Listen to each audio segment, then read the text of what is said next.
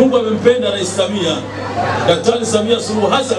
Mwenyezi Mungu ampenda kwa kumpa watu wazuri wa kumsaidia. Na mstahiki meya, sisi mkoa wa Mwanza misikiti yote inafanya itikafu sasa hivi. Ni rasmi. Kila msikiti unafanya dua kumwombea rais. Na hapa mkoani naongoza mwenyewe.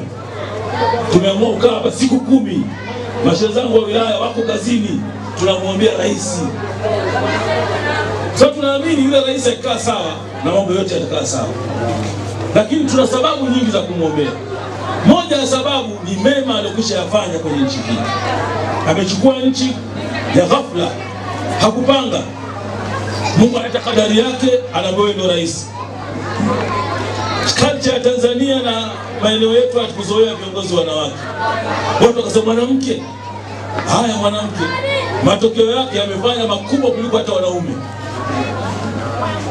Miradi mikubwa ya kimkakati yameleta Magufuli. Kwa kawaida viongozi wengi wa Afrika na hata Ulaya, jambo ambalo kulianzisha yeye akija hawezi kuliendeleza. Lakini Rais Samia amesema hapana. Miradi ya kimkakati aliyoacha mwenzangu, ndugu yangu, kaka yangu John Pombe Magufuli nitaiendeleza. Hivi tunavyozungumza Busisi inakwisha. Daraja, meli yetu hapa inakwisha. Mabarabara yanajengwa, standard gauge zinaongezeka.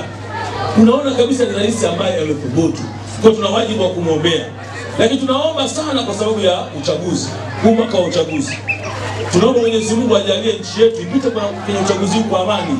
Ipite kwenye uchaguzi kwa utulivu. Na zile kelele hivi na hivi tutafanya hivi. Mwenyezi Mungu azipeperushe kama upepo. Zisisumbue nchi. Furaha hii tulionayo hapa tunafuturu pamoja kwa sababu nchi ina amani. Tukiwa kwenye vita hakuna atakayekaa hapa kufuturu. Kwa hiyo tunakuwa na dua kwenye kipindi chote cha Ramadhani kuiombea nchi, kumwombea rais na kujiombea sisi wenyewe. Mwisho ili ni kunyanyue na baadaye kushasema utufanyie kazi ya kutugawia hizi sadaka ambazo zimetolewa na wenzetu wa Gain. Ni kuendelea kukuomba.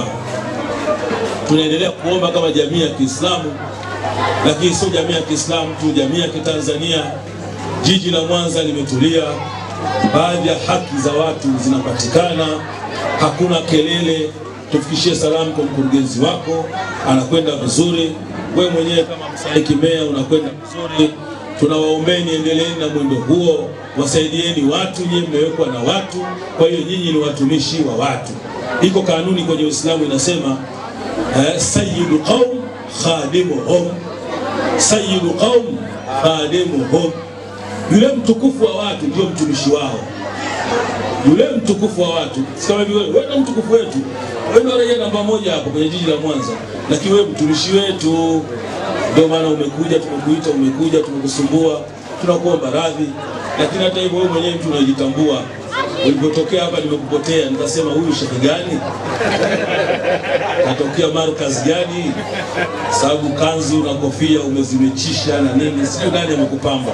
Mwenyezi Mungu akubarikie na Mungu akuhifadhi. Baada ya kusema haya kwa heshima na taadhima na unyenyekevu